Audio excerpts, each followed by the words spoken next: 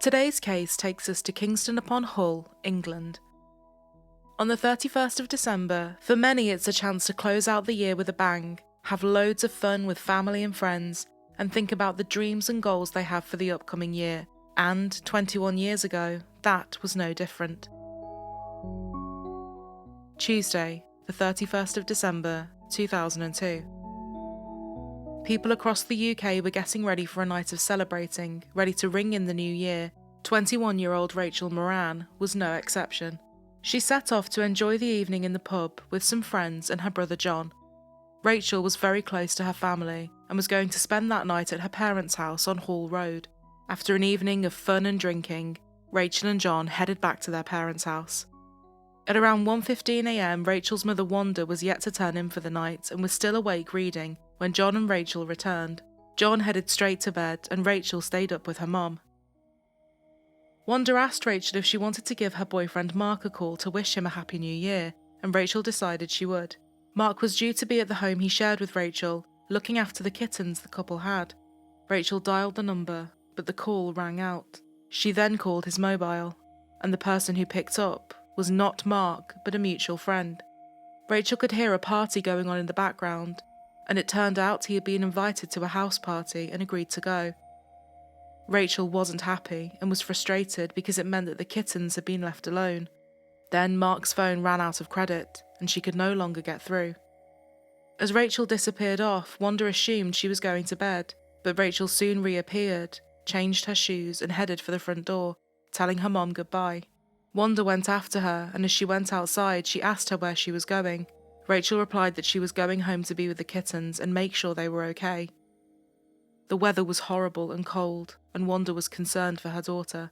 There were very few taxis due to it being New Year's Eve, and Wanda didn't really want her daughter walking home in the dark by herself. As they stood outside talking, a man walked past them, and Wanda was so concerned she nearly called out to him and asked him to walk with Rachel and make sure she was safe, but she chose not to. Despite her mother's protests, Rachel set off and began the walk back to her flat. Wanda called out to her and told her to ring as soon as she got home. Rachel replied that she would. 30 minutes had soon passed. There had been no call from Rachel. Wanda continued to call Rachel's mobile repeatedly, but she wasn't answering. Her home phone also went unanswered. Wanda tried to think about where she could be. Maybe she had gone out looking for Mark, but the time continued to tick by, and it had now been 2 hours since Rachel had left, and there was still no word from or sign of her. Wanda was exhausted and decided to go to bed, hoping that in the morning she would hear from Rachel and that everything was okay.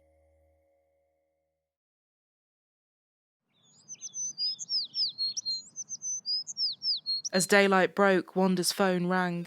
She got out of bed and ran downstairs as relief washed over her, hoping it was her daughter. But it wasn't. It was Vanda, her other daughter and Rachel's sister, calling her mom to wish her a happy new year. Wanda spoke to her son John and her husband Ray and told them that Rachel had gone home in the early hours of the morning and failed to get in touch.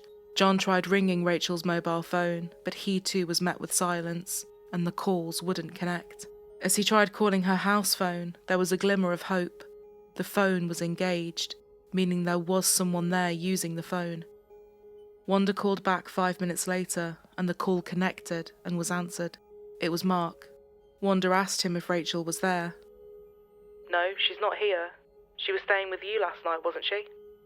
Mark told Wanda he had been out all night and got back to the flat at around 7 that morning and gone straight to bed. The flat was as he had left it. The kittens hadn't been fed, and there was nothing to suggest that Rachel had been back at all. Wanda and John immediately went over to the flat, and Mark was right. She definitely had not made it back. This was so out of character for Rachel, and Wanda knew that something was very wrong with the whole situation. Mark tried to calm her fears and said that Rachel knew many people and could have gone to someone's house. It hadn't even been 12 hours yet. But Wanda was not convinced. She knew that Rachel would have called her as soon as she got home. And if she wasn't at home, where was she? Rachel Moran was the youngest of 4, born in Ireland to parents Wanda and Ray. She had 3 siblings, her brother John and 2 sisters, Vanda and Kerry. Her father called her the baby of the family. As a child, she had wanted to become a vet, but when she got older, she changed her mind and became a worker in a creche, looking after babies. It was a job she adored. Rachel was a very striking woman and stood at 6 feet tall. She was someone who enjoyed life and saw the good in everyone she met. She had been an entertainment and cabaret student at Hull College, and although she was well known and sociable, she was more shy with those she didn't know. It was also at Hull College that she met Mark Shepherd in 2001, and a romance soon blossomed. They lived in a 1-bedroom, first-floor flat on the Orchard Park estate. Orchard Park is a quiet suburb of Kingston upon Hull, and as Rachel was incredibly close to her family and a real home bird, she wanted to be as close to them as possible. When she moved in with Mark, she ended up living less than a mile away from them. She wanted new challenges, and as she thought more about what she wanted to do, she decided that in the new year she was going to go back to college and study catering, with the hopes of becoming a chef. As the holiday season approached, Rachel and Mark got 2 kittens, named Speedy Tomato and Batman. Rachel doted on them. Knowing that the festive period was going to be a busy one, Rachel and Mark made a plan to ensure that the kittens were regularly checked on. They decided that while Mark went to see his mother for Christmas, she would stay in the flat with the kittens. Then when he came back, Rachel would go out on New Year's Eve, and Mark would stay with them. But after she had walked home to feed them after learning Mark was at a party, Rachel was now missing. For her to fail to contact her family after promising she would was very unusual, and with there being no evidence that she had even made it home, her brother and mother went straight to the police station on Priory Road and reported Rachel as missing. Detective Superintendent Paul Davison was leading the investigation, and he later explained that the first thing that is looked at are the circumstances. Was this something people would expect Rachel to do? Was this something she had done before? No, it wasn't. Trevor Watts, who also worked for Humberside Police, said it was clear that there was something seriously wrong. The police acted quickly and began their search for her. More than 40 officers were part of the initial investigation into what had happened to Rachel. Her family came in and gave witness statements.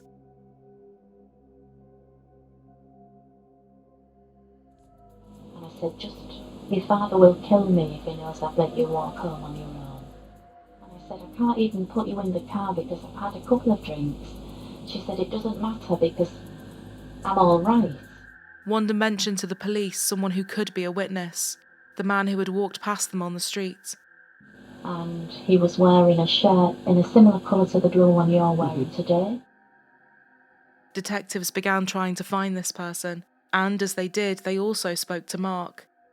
They knew that there had been an argument between him and Rachel, and it was vital to ascertain whether or not Mark could possibly be involved. I don't remember her talking to her either. You don't remember talking to her at all? She wasn't having none of it, so I ended up going to my friend's house and because she didn't want to come. I got a bit upset with her. Paul Davison said that Mark did not appear to be that worried or upset, which did strike them as strange. Mark was then put under surveillance and his alibi was looked at too.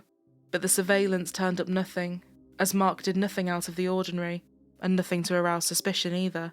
His alibi also checked out. He had nothing to do with Rachel's disappearance. This meant they were not only back at square one, but also that the worst fears of everyone were now seeming more likely. She had potentially come to harm at the hands of a stranger. Stranger abductions are, thankfully, very rare, but this was something they had to consider. Her bank account had not had any money withdrawn, her mobile phone hadn't made any calls or sent any texts, none of her clothes were missing from her flat. The police began looking at the network of CCTV cameras in the area to see if they could find Rachel on the night of her disappearance, and they did. CCTV cameras picked her up passing a place called Jackson's on Hall Road. This gave police not only a timestamp of her movements that night, but also showed the direction she was walking in, meaning they had a much more specific place to focus their search efforts and investigation.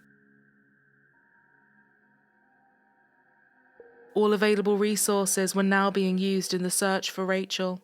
Police helicopters were deployed, the dogs were also out with their handlers, and police on horseback were used too. The Humberside Police diving team were drafted in to join the search, and all of this was deeply painful for Rachel's family, seeing how serious this now was. The media coverage was intense, and many appeals were put out for any information. Rachel was described in these appeals as being more like a teenager than a young woman in her 20s, as her family begged for any news of her whereabouts. Saturday, the 11th of January, 2003. The divers were searching the Barmston Drain. This was a canal that was often used by people to dump rubbish in, and it was here that they found their first clue. A Nike trainer, very similar to the one that Rachel had changed into at her mother's house. The divers continued to search, carefully removing rubbish layer by layer and going through everything thoroughly. And the next day, the Barmston Drain would reveal more. A handbag was found in a bin bag. It was carefully removed and examined, and inside the handbag they found a mobile phone and makeup.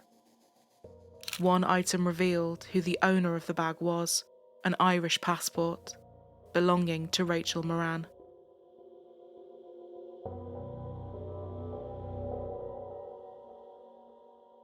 The handbag and the items within it had clearly been discarded in such a way as to ensure that it wasn't found. It hadn't been accidentally dropped in there. It was now looking more and more likely that this was a case of foul play. To try and generate new leads, the police conducted a reconstruction of Rachel's last known movements. A police officer who looked like Rachel wore the same outfit she had been in and walked the route she had taken. They hoped that this would jog someone's memory who had possibly seen her or something of note that night. This did cause several people to come forward, but because of it being New Year's Eve, alcohol had caused their recollections to be a bit blurred or hazy.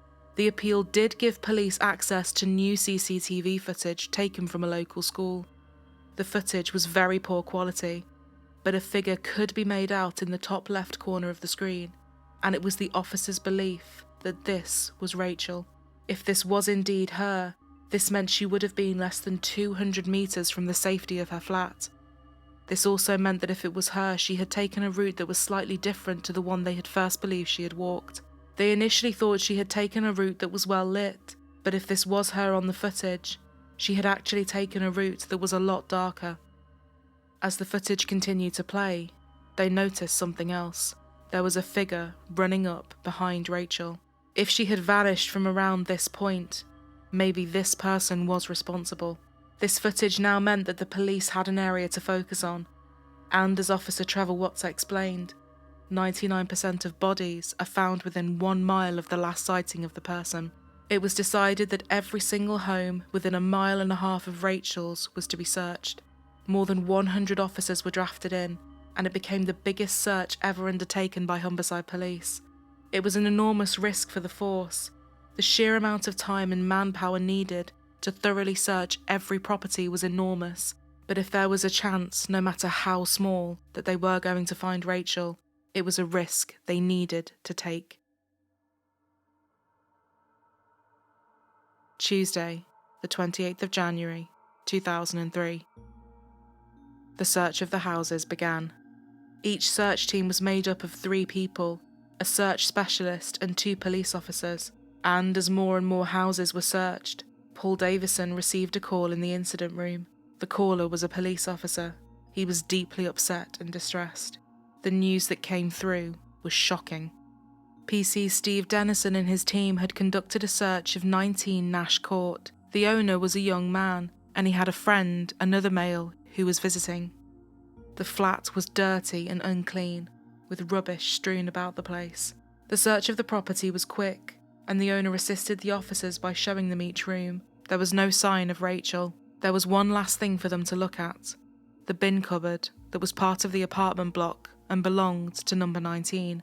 They asked the owner for the key. He said he didn't have one. Then he said he didn't know where it was, and then changed his story again and said that the key was maybe at his mum's. The officers found it odd.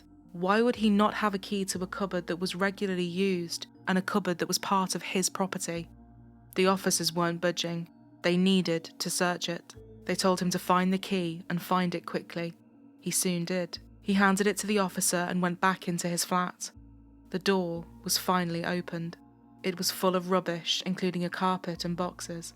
They began to remove everything from the cupboard, and when PC Dennison turned back to remove more, he noticed that his colleague was just looking into the cupboard and not moving. As PC Dennison moved to see what his colleague was looking at, he saw a human leg in amongst the rubbish.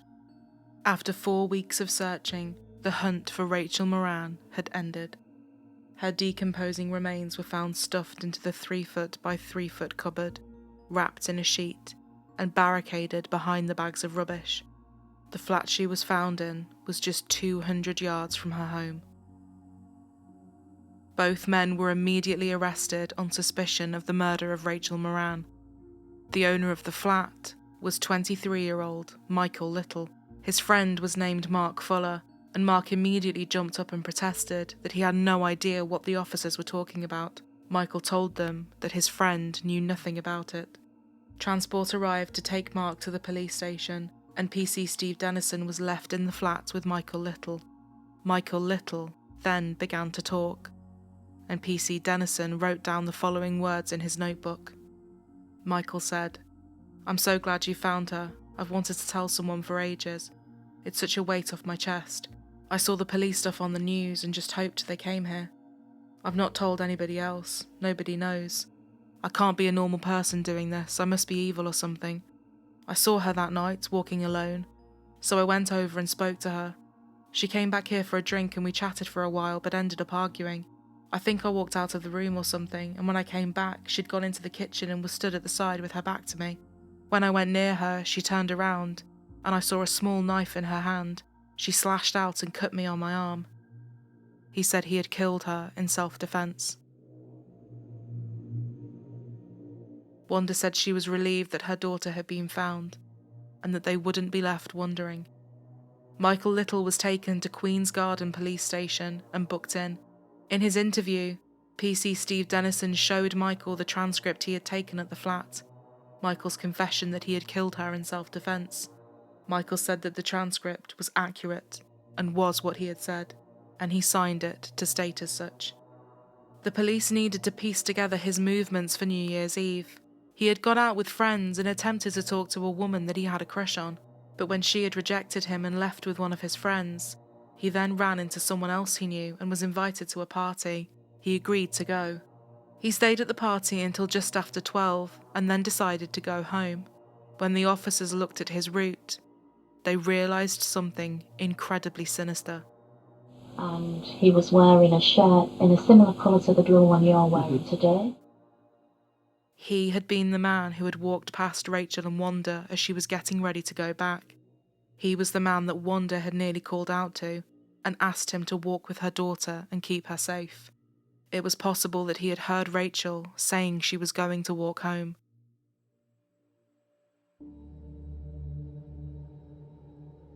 When looking at the CCTV footage from outside of Jackson's on Hall Road, a male was seen 3 minutes before Rachel came into view. It was none other than Michael Little. The person who was seen in the footage taken from the school running up to Rachel from behind was now believed to be Michael as well. As he had previously been ahead of her, this meant he had likely hidden to allow her to walk past and then set off after her. The post-mortem results soon came through and painted a picture of an incredibly violent death. Rachel had been stabbed 27 times in the back, head and neck after being attacked from behind with a 12-inch kitchen knife, which was never found. She had no defensive wounds. Several of the stab wounds were so forceful, they had gone through the back of her body and come out the other side. Rachel's blood was in the flat and suggested that she had been killed in the hallway. There was mud on the back of her legs, which Paul Davison said was evidence that she had been dragged across the grass into his flat. There was no evidence to suggest that she had attacked him. Although we can never be sure about what exactly happened that night, detectives believe he may have tried to talk to her as she walked, and that she had made it very clear that she wasn't interested in his advances. This would have been the second time he had been turned down that night, and in a fit of rage, he had abducted her and taken her into his flat before killing her. Swabs were taken, which also showed she had been raped. The decision was made not to arrest Michael on suspicion of rape, as they could not be sure if she was alive or deceased when it happened. The block of flats that Rachel had lived in was opposite a children's playground, and on the other side of the playground was Michael's flat. The route she always took to her parents went directly in front of his window, where he would often sit, staring or drawing for hours on end. It is believed he had likely seen her walking past the window before. He had few friends, but officers did speak to the ones he had, and they spoke about his fantasizing about women and his claims that he had a girlfriend, something they knew wasn't true. When they described the alleged girlfriend he claimed to have, Michael had said she was a slim woman, standing at 6 foot, with blonde hair, details that matched Rachel. Despite what he had said in his flat, his story soon changed. He said that Rachel had approached him and asked to walk with him to feel safer. After going to his flat, he claimed that an argument had broken out between the two of them, and he had hit her across the face with the back of his hand. He told an officer, "I lost it, I picked up a knife and stabbed her. I want some help to speak to a counsellor or something." The amount of evidence they had just didn't fit with his story about this being an argument or that she had attacked him. The police weren't buying it. As for the other person in custody, Mark Fuller, he was released without charge, as it was determined he had absolutely nothing to do with Rachel's death. The question on everyone's minds was, who was Michael Little? He attended Greatfield Comprehensive School in Hull, where he was frequently targeted by bullies because of his weight and was called Podgy by his fellow students. He mainly hung around with his sister at school, who was 4 years younger than him. His father had abandoned the family, and Michael said he was beaten and abused by his stepfather, who would later pass away as a result of kidney disease. Michael adored his mother, and she, along with his sister, were the only women in his life. As he grew into adulthood, he lived in various council flats that he would neglect and never clean. Neighbours often thought of him as strange, and he would use most of his time to stay inside, take drugs and watch pornography. One person who went to school with him said that he would often take drugs, which made him unpredictable, saying, "There's always been something wrong with him. He has a pretty bad temper." Friday, the 31st of January 2003. 23-year-old Michael Little was charged with the murder of Rachel Moran. He entered a plea of not guilty, meaning this would go to trial. At Hull Crown Court, Michael Little stood in the box, and the trial for Rachel's murder began. The evidence was substantial, and people were left wondering what kind of defence he could possibly put up. It was here his story changed again. He said that Rachel had agreed to have sex with him back at his flat, and that her murder had actually been committed by his friend, Mark Fuller. He said that in a fit of rage and jealousy after discovering Michael having sex with her, Mark had taken her life. He told the jury that Mark had gone, in his words, absolutely crazy, using a carving knife to kill her. He said that Mark had threatened to kill him and his family if he didn't take responsibility for Rachel's murder. Michael told the court that he regretted not doing more to help her during the attack, and claimed that he had been forced to clean up, get rid of the blood, and hide her body. I told him I was not going to help him, and he said I had no choice. I was extremely traumatised.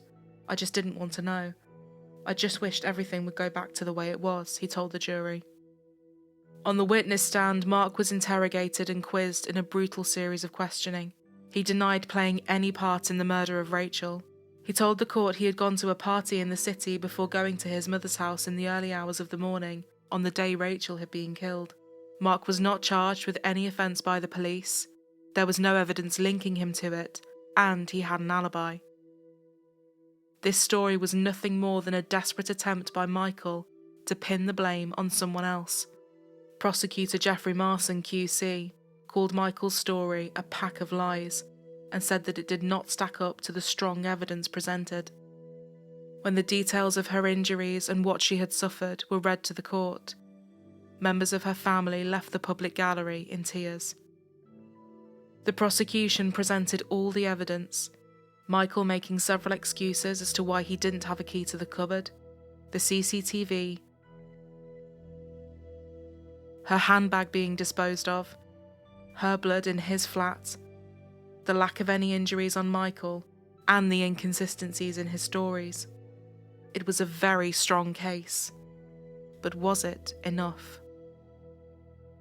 The jury would deliberate for 9 hours following the 3-week trial. The longer the jury were out, the more worried the police were looking, said Rachel's father Ray. Detective Superintendent Paul Davison added that he feared he would be found not guilty the longer the jury were taking. Wanda had attended the entirety of the trial, but could not go into the courtroom for the verdict. As silence fell on the courtroom, the verdict was read. Michael's defence had not swayed the jury. He was convicted of murder. Michael Little showed no emotion. The hard work and dedication of the police had finally brought her killer to justice. Paul Davison said, "If we had not found the body, Rachel's grave would have been that 3-foot square cupboard." Before the sentencing, a letter written by Wanda was read to the court. She referred to herself as being a physical wreck in the wake of her daughter's murder, and said that her husband Ray, Rachel's father, had been left destroyed. "For my husband Ray, it has destroyed him, and at times he has felt he has had nothing to live for. The loss of Rachel has severely traumatised my family. Life will never be the same again. We have not just lost Rachel, but lost part of each other." When her family came out of court, Rachel's older sister Kerry said, "We feel no elation, only emptiness." Her boyfriend Mark said in a statement, "My biggest regret is that Rachel was taken from me, and I didn't get the chance to say goodbye. I still can't and don't believe that Rachel has gone." Mr. Justice Hooper said that his attempt to blame an innocent man for Rachel's murder showed that Michael Little had a lack of concern for the truth, and a total lack of remorse. He added that Rachel's murder had been totally destructive to her family, and said that he would write to the Home Secretary and make the recommendation that a minimum tariff be set for his life sentence. In 2007, High Court Judge Mr. Justice Beatson set Michael Little's minimum term at 25 years.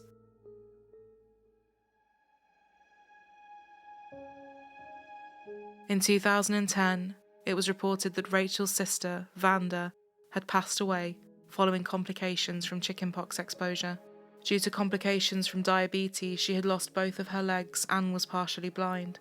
Ray and Wanda said she had never, ever recovered from Rachel's death. They believed that she had neglected treatment from the moment it was discovered that Rachel had disappeared, until Michael Little was convicted 10 months later. Ray said he took away part of Vanda on that New Year's morning. That full year I put down to Michael Little. Vanda was later buried next to her sister. Detective Superintendent Paul Davison, who had led the investigation into Rachel's disappearance, retired from the police force in 2012 after reaching the rank of Chief Superintendent following 30 years in the job. New Year's Eve is for many an evening to look forward to. It's a chance to be with those nearest and dearest and look forward to whatever awaits in the coming year. This was no different for Rachel. She was someone whose life was just beginning, and it was clearly filled with so much promise.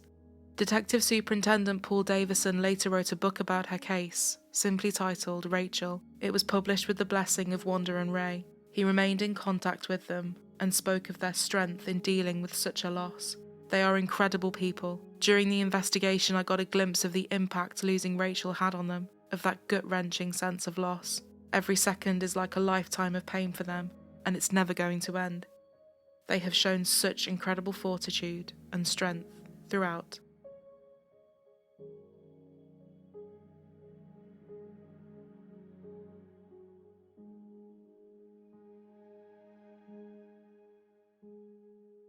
For those of you that like to listen on the go, we now have our episodes in podcast form, and you can now find this via the link in our description box, or by searching Truly Criminal Podcast on your podcasting platforms.